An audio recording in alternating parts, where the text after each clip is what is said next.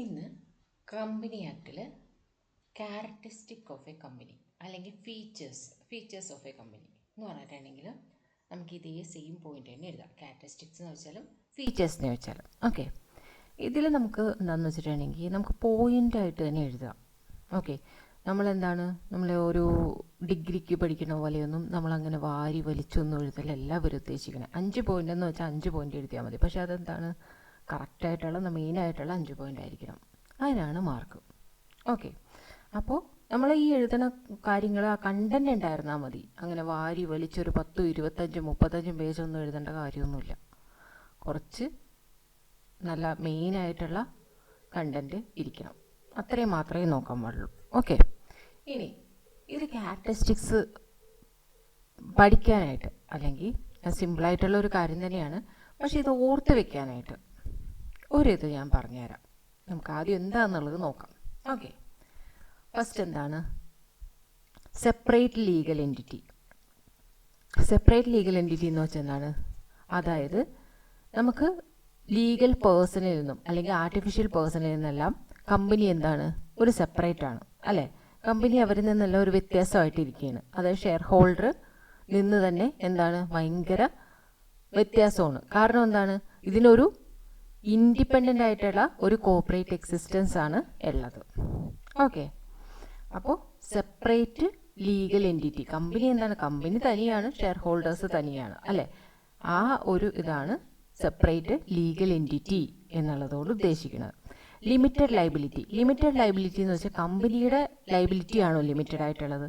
അല്ല അല്ലേ, അവിടുത്തെ മെമ്പേഴ്സിൻ്റെ ലൈബിലിറ്റിയാണ് ലിമിറ്റഡ് ആയിട്ടുള്ളത്.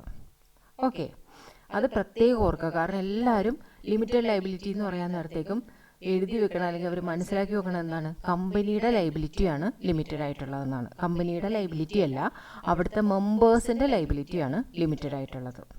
ഓക്കെ, ഏതുവരേക്കും നമ്മൾ ആ ഷെയർ വാങ്ങിച്ചിട്ടുണ്ടാവില്ലേ, അതിൻ്റെ നോമിനൽ വാല്യൂ അത് എത്രയാണോ ഉള്ളത് അതുവരേക്കും. അല്ലെങ്കിൽ നമുക്ക് എന്തെങ്കിലും ഒരു പേ ചെയ്യാനുണ്ടാവും. കാരണം നമ്മൾ ഈ ഷെയർ വാങ്ങിച്ച് കഴിയുമ്പോൾ നമ്മൾ കേട്ടിട്ടുണ്ടാവും അല്ലേ, ഫസ്റ്റ് കോള് സെക്കൻഡ് കോൾ എന്നൊക്കെ പറഞ്ഞ്. ഓക്കെ, അതിൽ കുറച്ച് എമൗണ്ട് നമ്മൾ പേ ചെയ്തിട്ടുണ്ടാവും, കുറച്ച് എമൗണ്ട് അൺപെയ്ഡ് ഉണ്ടാവും, പേ ചെയ്യാതിരിക്കുന്നുണ്ടാവും. ആ പേ ചെയ്യാത്ത എമൗണ്ട് ആയിരിക്കും ഒന്നില്ല എന്നുണ്ടെങ്കിൽ അവരുടെ ബാധ്യതയായിട്ട് വരുന്നത്. അല്ലെന്നുണ്ടെങ്കിൽ പേ ചെയ്തിട്ടുണ്ടെങ്കിൽ അത്രയാണോ പേ ചെയ്ത് ആ ഷെയറിന് എത്രയാണോ പേ ചെയ്ത് അതാണ് ആ മെമ്പേഴ്സിൻ്റെ ലൈബിലിറ്റി എന്ന് പറയുന്നത്. അതുകൊണ്ടാണ് ലിമിറ്റഡ് ലൈബിലിറ്റി എന്നുള്ളതുകൊണ്ട് ഉദ്ദേശിക്കുന്നത്. അതായത് ഇതിൽ കീവേഡ്സ് എന്താണെന്ന് വെച്ചിട്ടുണ്ടെങ്കിൽ limited to the extent of nominal value of shares എന്നുള്ളതാണ് ഈ ഒരു ഇതിൻ്റെ എന്താ പറയണേ. ഈ ഒരു ലിമിറ്റഡ് ലൈബിലിറ്റി എഴുതുമ്പോൾ നമ്മൾ മറന്നു പോകാതെ എഴുതി വെക്കേണ്ട ഒരു വാക്ക് അതാണ്. ഓക്കെ, എന്താണ് limited to extent of nominal value of shares വരേക്കും. ഓക്കെ, ഇനി പെർപെക്ച്വൽ സക്സഷൻ. പെർപെക്ച്വൽ സക്സഷൻ എന്ന് വെച്ചാൽ എന്താണ്, കമ്പനിയിൽ നമ്മൾ മെമ്പേഴ്സ് ഉണ്ടാവാം, മെമ്പേഴ്സ് പോകാം, മെമ്പേഴ്സ് വരാം, എന്ത് വേണമെങ്കിലും സംഭവിക്കാം അല്ലേ. മെമ്പേഴ്സിന് ചിലപ്പോൾ ഡെത്ത് സംഭവിക്കാം, പുതു മെമ്പർ വരാം, അങ്ങനെ എത്ര പേര് വേണമെങ്കിലും എങ്ങനെ വേണമെങ്കിലും സംഭവിക്കാം. പക്ഷേ കമ്പനിക്ക് എന്തെങ്കിലും സംഭവിക്കുന്നുണ്ടോ? ഇല്ല. ഇപ്പോൾ ഒരു കമ്പനിയിലുള്ള മുഴുവൻ മെമ്പേഴ്സും മരിച്ചു പോയാലും കമ്പനി എന്താണ്, കമ്പനി മരിച്ചു പോകും? ഇല്ല അല്ല. കമ്പനി എന്ത് ചെയ്യും, അത് അവിടെ തന്നെ നിൽക്കും അല്ലേ. ഏതുവരേക്കും നിൽക്കും? വൈൻഡിങ് അപ്പ് വരേക്കും നിൽക്കും. ഏതുവരേക്കും നിൽക്കും? വൈൻഡിങ് അപ്പ് വരേക്കും നിൽക്കും അല്ലേ. അവർ എന്താണ്, അവൻ്റെ ഇൻകോർപ്പറേഷൻ മീൻസ് രജിസ്ട്രേഷൻ്റെ ടൈമിലിരുന്ന് കമ്പനി എന്നുള്ളത് സ്റ്റാർട്ട് ചെയ്യുകയാണ് അല്ലേ. കമ്പനി സ്റ്റാർട്ടായി, കമ്പനി ഒന്ന് ജനിച്ചു. ഇനി മരിക്കണത് എപ്പോഴാണ്, അതെപ്പോൾ വൈൻഡിങ് അപ്പ് ഉണ്ടോ പേപ്പറിലാണ് അല്ലേ. വൈൻഡിങ് അപ്പ് എപ്പോഴാണോ അപ്പോഴാണ് കമ്പനി മരിച്ചായിട്ട് കണക്കാക്കുന്നത് അല്ലേ. അതുവരെയും കമ്പനിക്ക് മെമ്പേഴ്സ് വരികയെ പോയി, അതൊന്നും കമ്പനിക്ക് എന്താണ് ഒരു മാറ്ററേ അല്ല. അപ്പോൾ ഇവിടുത്തെ കീവേഡ് എന്താണ്, existence from the time of incorporation to winding up എന്നുള്ള വേർഡ് ഇവിടെ ഉണ്ടായിരിക്കണം. ഓക്കെ, വേറെ എന്ത് വേണമെങ്കിലും നിങ്ങൾ എഴുതി പിടിപ്പിച്ചാലും ഇവിടെ ഈ ഒരു കീവേഡ് ഉണ്ടായിരിക്കണം. ഇനി സെപ്പറേറ്റ് പ്രോപ്പർട്ടി എന്ന് വെച്ചാൽ എന്താണ്, നമുക്ക് കമ്പനിക്ക് അതായത് പാർട്ട്ണർഷിപ്പിനോ അങ്ങനെയുള്ളതിനൊന്നും പറ്റില്ല. എന്നാൽ കമ്പനിക്ക് എന്ത് ചെയ്യാൻ പറ്റും, ആ കമ്പനിയുടെ പേരിൽ ഏതെങ്കിലും ഒരു പ്രോപ്പർട്ടി വാങ്ങിക്കാനോ അത് ട്രാൻസ്ഫർ ചെയ്യാനോ പറ്റും. ഓക്കെ, കമ്പനിയുടെ പേരിൽ അതാണ് right to acquire and transfer property in its own name. Okay, അങ്ങനെ കമ്പനിയുടെ പേരിൽ അതിന് അക്യൂർ ചെയ്യാനും ട്രാൻസ്ഫർ ചെയ്യാനുമായിട്ട് പ്രോപ്പർട്ടി പറ്റും. ഇനി കോമൺ സീൽ എന്നുകൊണ്ട് ഉദ്ദേശിക്കുന്നത് എന്താണ്?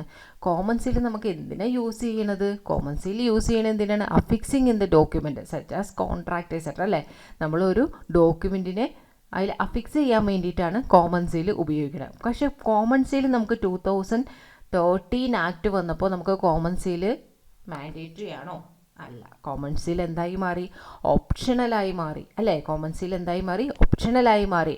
As per the 2015 amendment to company act 2013 അനുസരിച്ച് എന്താണ്? കമ്പനി ആക്ട് 2013 അനുസരിച്ച് എന്ത് സംഭവിച്ചു? അത് ആസ് പെർ ദ 2015 അമെൻമെൻറ്റ് അനുസരിച്ച് എന്ത് സംഭവിച്ചു? അത് ഓപ്ഷണലായിട്ട് മാറി. ഓക്കെ. ഇനി കോമൺ സീൽ അപ്പോൾ ഓപ്ഷണലായി. അപ്പോൾ കോമൺ സീൽ അതിന് പകരം നമ്മൾ എന്ത് ചെയ്യാൻ പറ്റും? അതിൽ കോമൺ സീലിന് പകരം നമ്മൾ എന്ത് ചെയ്യാം? അതിലൊരു 2 ഡയറക്ടേഴ്സ്, ഇനി 2 ഡയറക്ടേഴ്സ് പറ്റില്ല എന്നുണ്ടെങ്കിൽ നമ്മൾ എന്ത് ചെയ്യാം? ഒരു ഡയറക്ടർ അല്ലെങ്കിൽ ഒരു കമ്പനി സെക്രട്ടറി ഓഫ് ദ കമ്പനിയിൽ ഒരു കമ്പനി സെക്രട്ടറിക്കും ഒരു ഡയറക്ടറും സൈൻ ചെയ്താൽ മതി. അല്ലാന്നുണ്ടെങ്കിൽ കമ്പനി സെക്രട്ടറി ഇല്ലാത്ത കേസാണെന്നുണ്ടെങ്കിൽ എന്ത് ചെയ്യും? 2 ഡയറക്ടേഴ്സ് സൈൻ ചെയ്യണം. ഓക്കെ. കോമൺ സീൽ നമുക്ക് എന്താണ്? ഓപ്ഷണലാണ്. അത് as per the 2050 amendment to company act 2013 അനുസരിച്ച് അത് ഓപ്ഷണലായി മാറി. പക്ഷേ അതിൽ എന്ത് ചെയ്യണം? 2 ഡയറക്ടേഴ്സ് അല്ലാന്നുണ്ടെങ്കിൽ ഒരു ഡയറക്ടറും ഒരു കമ്പനി സെക്രട്ടറിയും അതിൽ സൈൻ ചെയ്താൽ മതി. ഓക്കെ. കോമൺ സീൽ എന്താണെന്ന് പറഞ്ഞില്ലേ. ഇനി അടുത്തത് എന്താണ്? ട്രാൻസ്ഫറബിലിറ്റി ഓഫ് ഷെയർസ് എന്ന് വെച്ചാൽ എന്താണ്? നമുക്ക് പ്രൈവറ്റ് കമ്പനി എന്താണെന്നുള്ളതൊക്കെ ഇനി നമ്മൾ പഠിക്കാൻ പോണേ ഉള്ളൂ അല്ലേ. അപ്പോൾ ആ പ്രൈവറ്റ് കമ്പനിക്ക് ഒഴിച്ച് ബാക്കി എല്ലാത്തിൻ്റെയും ഷെയർസ്, മെമ്പേഴ്സിന് ഷെയർസ് ഫ്രീ ആയിട്ട് ട്രാൻസ്ഫർ ചെയ്യാനായിട്ട് പറ്റും. മേ ബി എന്താണ്? The shares of a members except in private company may be freely transferable. ഇനി capacity to sue and be sued എന്ന് വെച്ചാൽ എന്താണ്? ആ കമ്പനിക്ക് വേണമെന്നുണ്ടെങ്കിൽ എന്ത് ചെയ്യാൻ പറ്റും? അതിൻ്റെ പേരിൽ കേസ് കൊടുക്കാനായിട്ട് സാധിക്കും അല്ലേ. നമുക്കൊരു കേസ് നടത്താനും ഇതിനൊക്കെ എന്താണ്? വേറൊരാളുടെ ഇതിൽ വേണ്ട, അതിന് തന്നെ വേറൊരാൾക്ക് വേണ്ടിയിട്ട് വേറൊരാളുടെ പേരിൽ അതിന് തന്നെ കേസ് എടുക്കാനും കേസ് കൊടുക്കാനും ഒക്കെ സാധിക്കും. ഓക്കെ. അപ്പോൾ ഈ പോയിൻ്റ് എല്ലാം വിട്ടു പോവാതിരിക്കാൻ വേണ്ടിയിട്ടുള്ള ഒരു കീവേഡ് നമുക്ക് പുറത്ത് വെക്കാം. എന്താണ് ആ കീവേഡ്? ആ കീവേഡ് എന്നുള്ളത് പ്ലാസ്റ്റിക് എന്നുള്ളത് നിങ്ങൾ ഉദ്ദേശിച്ചാൽ മതി. എന്താണ് കീവേഡ്? പ്ലാസ്റ്റിക്. PLASTICS പ്ലാസ്റ്റിക്സ് എന്ന് വെച്ചാൽ എന്താണ് ഉദ്ദേശിക്കുന്നത്? പി എന്താണ്? പി എന്ന് വെച്ചാൽ പെർപെക്ച്വൽ സക്സഷൻ. എൽ എന്താണ്? Limited liability. ഓക്കെ. എ എന്താണ്? എ ഇതിൽ ഇല്ലാത്തൊരു കാര്യം എടുക്കണം. എന്താണ്? Artificial person. ഇല്ലാത്തൊരു കാര്യമൊന്നുമല്ല, നമ്മളിവിടെ പഠിച്ചില്ലേ സെപ്പറേറ്റ് ലീഗൽ എൻറ്റിറ്റി അല്ലേ. സെപ്പറേറ്റ് പേഴ്സണുമാണ്. സെപ്പറേറ്റ് ആർട്ടിഫിഷ്യൽ പേഴ്സണിൽ നിന്ന് സെപ്പറേറ്റ് ആണെന്ന് പറഞ്ഞില്ലേ, അത് സെപ്പറേറ്റ് ആയിട്ട് എടുക്കുക. എന്താണ്? ആർട്ടിഫിഷ്യൽ പേഴ്സൺ എന്നുള്ളത് എയിലെടുക്കുക. എസ് എന്താണ്? എസ് എന്ന് പറഞ്ഞിട്ട് സെപ്പറേറ്റ് ലീഗൽ എൻറ്റിറ്റി എടുത്തെടുക്കുക. ഓക്കെ. സെപ്പറേറ്റ് ലീഗൽ എൻറ്റിറ്റിയാണ് എസ് എന്ന് പറഞ്ഞത്. ടി എന്താണ്? Transferability of shares. ഐ എന്താണ്? I incorporated association. ഐ എന്താണ്?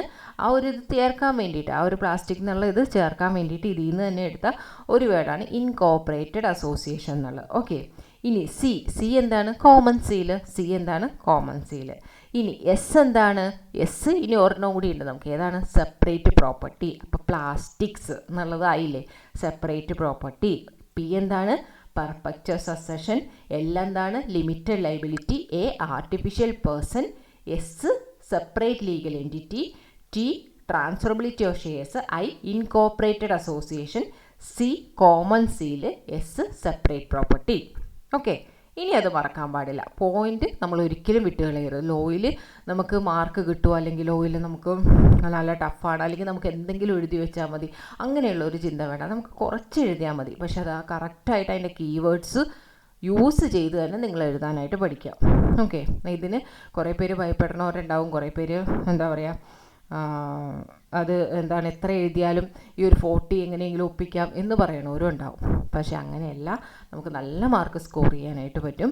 അതിൻ്റെ കീവേഡ്സ് നിങ്ങൾ വിട്ടുകളയരുത്. ഓക്കെ. കീവേഡ്സ് ഇപ്പോഴേ പഠിക്കാം. നമുക്ക് ഒത്തിരി സമയമുണ്ട്. നമുക്ക് കുറേശ്ശെ പഠിച്ചാൽ മതി, ദിവസം കുറേശ്ശെ പഠിച്ചാൽ മതി, നമുക്ക് കറക്റ്റായിട്ട് അത് തീർക്കാൻ പറ്റും. എന്താണ്? കീവേഡ്സ് നോക്കി തന്നെ പഠിച്ചു പോകാം. ഓക്കെ. അപ്പോൾ താങ്ക് യു. നെക്സ്റ്റ് ടോപ്പിക്കായിട്ട് നാളെ കാണാം.